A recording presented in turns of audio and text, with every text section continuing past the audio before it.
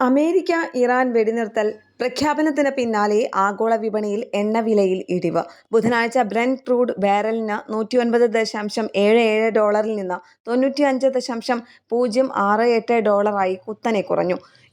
Israel Iran സംഘർഷത്തെ തുടർന്ന് 1.5 മാസത്തിലേറെയായി crude വില കുതിച്ചുയരുകയായിരുന്നു.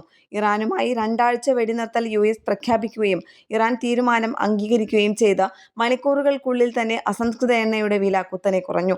ലോകത്തിലെ എണ്ണ വ്യാപാരത്തിന്റെ 1/5 ഭാഗവും കടന്നുപോകുന്ന ഹോർമുസ് കടലിടുക്ക് ഉടനടി തുറക്കുമെന്ന പ്രഖ്യാപനമാണ് എണ്ണവില കുറയാൻ പ്രധാന കാരണം. യുദ്ധാശങ്കകൾ ഒഴിയുന്നതോടെ വിപണിയിലും മണിക്കൂറുകൾക്കുള്ളിൽ പ്രതികരണമുണ്ടായി. എണ്ണവില ഇടിഞ്ഞു. ബോണ്ടുകളും ഓഹരികളും ഉയർന്നു.